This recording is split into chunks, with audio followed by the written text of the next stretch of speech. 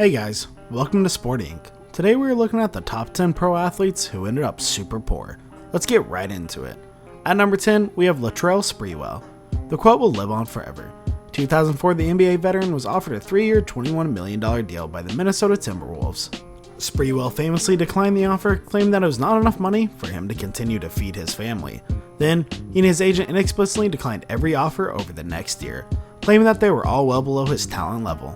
A couple years later, Sprewell was out of the league and dead broke. His yacht was seized and sold in a public auction, and he couldn't make his monthly mortgage payments. Hindsight's 2020, but wonder what Sprewell is thinking now. At number 9, we have Mark Brunell. Blessed with a great arm, it's a shame that former Jacksonville Jaguars quarterback couldn't stop throwing away his money. Though his shortcomings seem to stem from bad luck more than frivolous spending. A series of failed real estate and restaurant franchise investments crippled the 3-time Pro Bowler, who reportedly lost $50 million over the years.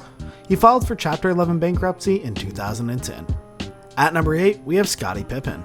Michael Jordan's right-hand man, who won 6 titles with the Chicago Bulls, threw away much of his $120 million in career earnings. This included the purchase of a $4 million jet. Oh, did we mention that the jet didn't work and the engine required $1 million in repairs? Pippen eventually sued and was rewarded $2 million, so he's probably not hurting too bad these days, or buying any more jets. At number 7, we have Travis Henry. 11 kids with 10 different women, that's a recipe for financial disaster. Worst yet, Henry, who enjoyed a relatively short NFL career from 2001 to 2007, never made superstar-type money, only amassing about $20 million during his career. His lawyer estimated in 2009 that Henry owed about $170,000 per year in child support. Things went from bad to worse over the course of Henry's years as well. He was indicted on federal drug charges for distribution of cocaine and spent 2 years in federal prison. At number 6, we have Johnny Unitas, and we welcome our first gridiron star to the list.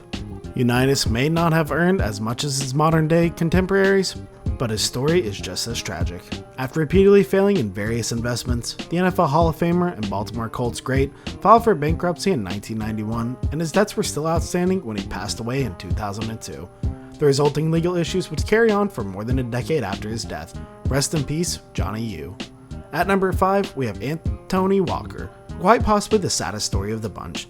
The former NBA All-Star found himself in Idaho playing in the NBA D-League a couple years ago, living paycheck to paycheck and praying for an NBA comeback.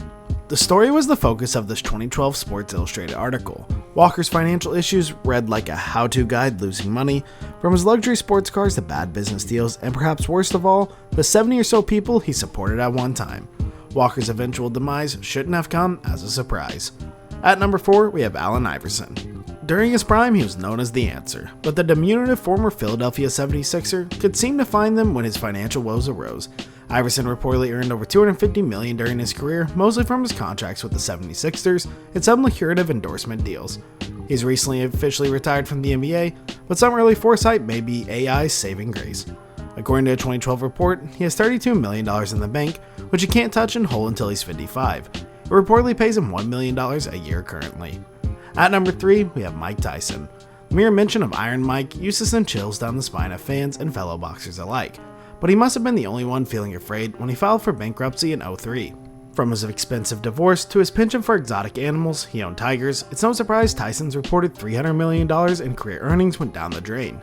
But Tyson's had a bit of a comeback recently. His latest book, Undisputed Truth, has done well, and with some recent movie cameos and public appearances, he's seeming to be doing much better these days. At number 2, we have Curt Schilling. Former MLB pitching great Curt Schilling probably wishes he was not as fast with his money as he was at throwing a baseball. Schilling lost $50 million of his career earnings investing in the gaming company 38 Studios. To make matters worse, Schilling was sued by Rhode Island Economic Development Agency, which initially approved a $75 million loan when the company moved to Rhode Island. And finally, at number 1, we have Evander Holyfield. Mike Tyson may have taken a bite out of his ear in '97, but Evander's been taking a bite out of his own checking account ever since. Though Holyfield earned over $230 million during his course of his career, the former heavyweight champion who once purchased a 109-room mansion is pretty broke. Oh, and the mansion was repossessed and auctioned off last year. His shortcoming, child support. Reports surfaced last year that Holyfield still owned a whopping $327,858 in child support. Well guys, thank you so much for making it to the end of the video. Be sure to smash that like button, subscribe to Sport Inc., and ring that notification bell so you never miss a video.